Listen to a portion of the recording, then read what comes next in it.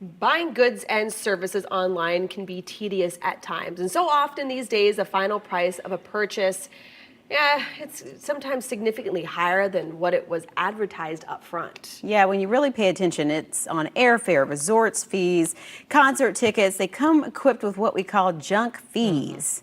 So, what are these deceptive add-ons? How can we spot them? Can we fight them? We have so many questions, and you are the man to answer them. We bring in our friend Josh Elledge, the savings angel. You're here. First of all, just tell us, what are these so-called junk fees? I'd never heard that term before. So, and this is getting a lot of traction this year, which is good because, again, we're getting a lot of sunlight on this topic, and that's good that consumers can have this open conversation because it's generally, it's nefarious.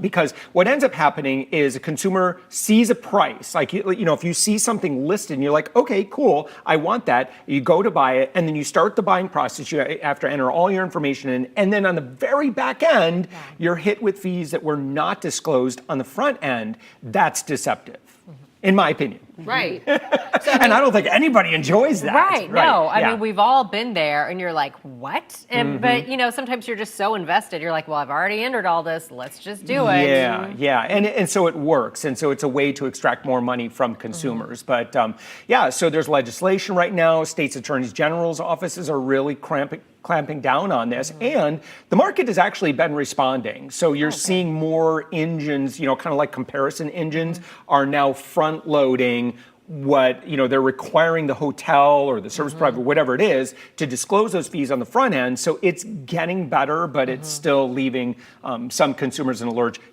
We could get into all these, like concert ticket fees, banks, credit cards, they're all have been villains in some regard. And so how do you shop around that? Like, does it come down to making sure you check this ahead of time? Are there things you can do on the back end after you've already paid? What do you recommend? Well, so we were talking about this before we went on air here, and that is that it's the psychology of the buying process. Are you willing to walk away from it if you don't agree with the fee? Because there are things that consumers can do. Number one is you say no. Right. And so this recently happened when I was using a car buying service who said, this is the price you're going to pay. Went to the dealer, put on mandatory warranty. I'm like, no, I'm not going to do that. That's okay. It's like, I'm sorry, it's mandatory. I'm like, I appreciate that. Then I'm not going to buy the car. Like, you have to be willing to do that. And sometimes it's really hard, especially if we're talking like concert tickets and that sort of thing, which is why this is so popular when we think about things that might be considered luxury type things like travel and that sort of thing.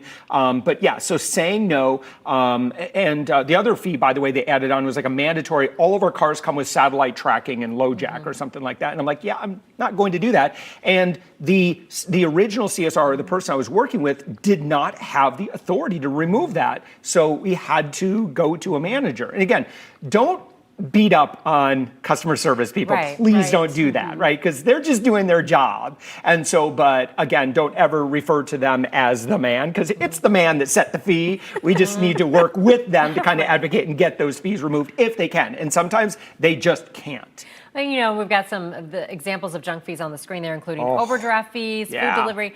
Where can we work and possibly get some of those removed? And I know you were saying like resort fees for hotels, you're kind of stuck with those. But, some other things, what can you realistically work to get removed? Yeah, so again, so resort fees, by and large, I don't see those getting removed because they're like, I'm sorry, you're going to be here, you're going to have access to the gym. At some point, I hope that they will make more of these optional, because believe it or not, I'm actually not a huge, I think airlines that have lots of options, it's a pain. Right. But if you're cool with just sitting in a center seat, you're cool with just traveling with a backpack, okay, now you have an option to get a cheaper ticket.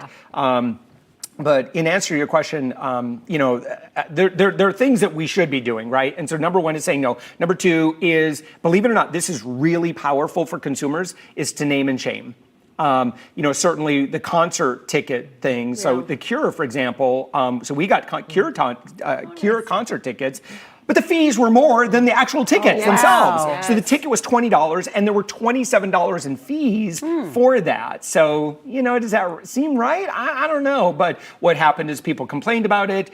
Robert Smith Love him. He went to bat too, and they got a lot of those fees reversed and removed. What are your favorite places to look for the best bottom line price? Because sometimes some of these sites will show you a great price, but they're not showing you that total cost. Yeah. And again, I think that's changing because, again, social media, when consumers see this practice, we know that we don't like it, so we call them out on social media. So, it's going to require, and it's changing day to day, and it's one of those ones that, if you're using it and you don't see and you start to see, oh, wait a minute, they're not even telling me everything, just go find a different search engine, because there's lots of shopping comparison engines today. And of course, the other things we should be doing is contacting the company and say, hey, we don't like this. Certainly doing it on social media, contacting state consumer protection agencies, attorneys general in states are doing good work right now. So that's good news for consumers. But then also, of course, there's the Junk Fee Prevention Act, which is coming from the White House right now, and that's going to hopefully, it's already made some big waves.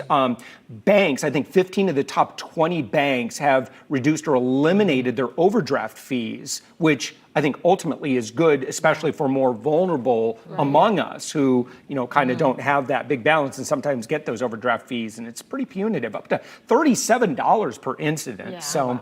It's I mean, tough. I feel like we're getting pinched and squeezed in all these different places when it comes to our wallet. So this just kind of adds on top of it. So if we can bring some of those fees down, that'd be very much appreciated. Yes, very much. If you have time. If you have time. For the fight. Yeah, and that's part of it, I think, too, is in the shopping. Like, if you know you're going to be doing travel tourism or buying tickets, I think, going in advance, you might have to mess around here. This transaction or this search engine may not work because, again, they're going to kind of, hook you and then try to get you on the back end. And again, as a consumer, be willing to spend a little bit of extra time. And I'm always an advocate of that, right, is spending, a little bit of time to be a proactive consumer. And you can ultimately save hundreds of dollars if you're willing to do that and negotiate and so forth. Awesome. Well, Josh Elledge, the savings angel, thank you so much. We always love having you stop Thank you. by.